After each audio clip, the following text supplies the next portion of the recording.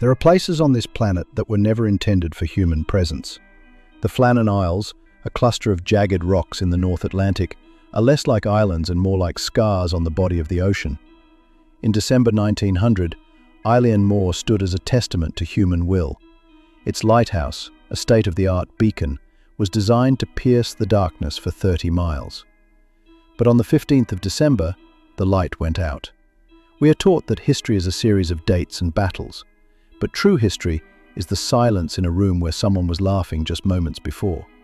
It is the cold porridge left on a table, and a clock that continues to tick long after its master's heart has stopped. This is not just a mystery of missing men. It is a story about the fragile boundary between our world and the great unknown. Thomas Marshall, James Ducat, and Donald MacArthur. Three men whose lives were governed by the relentless ticking of a schedule. Every few hours, cleaning the lenses. Every 24 hours, an entry in the logbook. The lighthouse demanded perfect, mechanical order. Imagine their morning, the smell of paraffin, salt spray, and fresh bread. These weren't heroes of legend, they were laborers. It was a routine that gave them the illusion of control over the elements. But on this rock, reality is thin. Here, the line between being and vanishing is erased by a single strike of a wave. But on December 12th, an entry appeared in the logbook that should not have existed. Marshall wrote, "Severe gale. Never seen anything like it. James is very quiet. Donald is crying." The mystery lies in the data we have from the mainland. That day, every weather station in Scotland recorded a dead calm. The sea was glass. So, what did Marshall see through the salt-crusted glass of the tower? And why was Donald MacArthur, a veteran of 100 storms, weeping in the corner of a stone fortress? December 26th. The relief ship Hesperus finally cuts through the winter fog. On the landing there is no one. No flag is raised. No one waits for the supplies. Captain Joseph Moore fires a flare into the grey sky. Silence is the only answer. When Moore finally breaches the heavy iron door of the lighthouse, he enters a tomb of order. The kitchen table is set.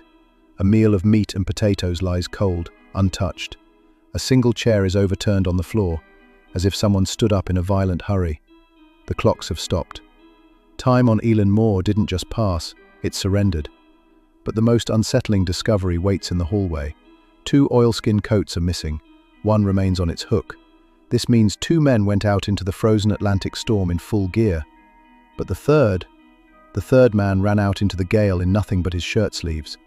For an experienced mariner, leaving a stone fortress in a winter storm without a coat is more than an error. It is an act of pure, unadulterated panic. What was so terrifying inside that tower that a man would choose to face the killing cold of the ocean unprotected? Moore and his men, shaken by the silence of the tower, headed towards the western landing. This was the island's supply point, a narrow concrete platform built into the black basalt, designed to withstand the full fury of the North Atlantic. But what they found there was a scene of calculated devastation. The heavy iron railings, thick and cold, were not just twisted, they were folded, like paper in the hands of a violent giant. The lifebuoy, a heavy piece of solid canvas and cork, was nowhere to be found. But the lifebuoy wires, designed to hold it against the worst gales, were ripped clean from the concrete, as if some immense, invisible force had pulled them with purposeful malice. A mile down the island, the ground itself bore the scars of a primal violence. A massive block of concrete, weighing a full metric ton, had been displaced. It hadn't just slid, it had been lifted and flung, shattering against the rock like a piece of glass. The investigation board would later claim a single, freak wave did this. It's a clean answer. Safe. But looking at the purposeful destruction, the purposeful malice, one has to wonder. What was so terrifying inside that tower that a man would choose to face this primal fury unprotected? What kind of wave twists iron, but leaves a porridge bowl perfectly still on a table? But the physical destruction on the cliffs was nothing compared to the chilling inconsistencies found in the official logbook. As the investigators flipped through the final pages, they found entries that defied all logic. On December 12th, Thomas Marshall wrote, "Severe gale. Never seen anything like it." He noted that James Ducat was unusually quiet, and that the hardened veteran Donald MacArthur was crying. On December 13th, the entry read, "Storm still raging, all 3 of us praying." And finally, the last words ever recorded on the rock, dated December 15th. Storm ended, sea calm, God is over all. The horror of these words only becomes clear when you look at the meteorological reports from the mainland. From the 12th to the 15th of December, there was no storm near the Flannan Isles. The weather was recorded as a dead calm, the sea was glass. If there was no gale outside, then what storm were these men praying to survive? Was it a storm of the mind? Or did they encounter a fracture in time, where they were trapped in a tempest that existed only for them? While the world saw a calm sea, the keepers of Eilean Mór were drowning in a void that no ship could reach. For over a century, the mystery of Eilean Mór has been a battlefield of theories. The official inquiry, led by Superintendent Robert Muirhead, settled on the most responsible answer: a rogue wave. He hypothesized that two men were caught by a sudden wall of water at the western landing, and the third, hearing their screams, rushed out to help, forgetting his coat in the panic, only to be swept away himself. It is a theory that satisfies the mind, but it fails the heart. If a wave of such magnitude hit the island, why was the lighthouse itself untouched? Why was the kitchen so orderly?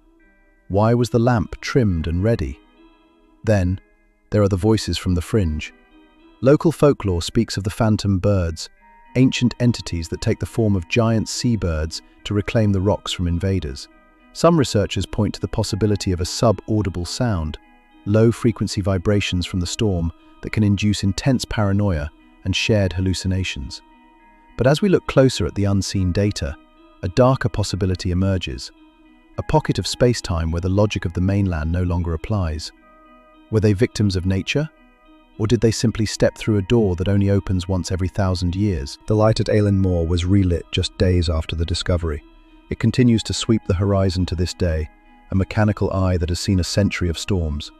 But the mystery of December 1900 remains locked within the basalt. The sea does not return what it takes. It doesn't offer explanations.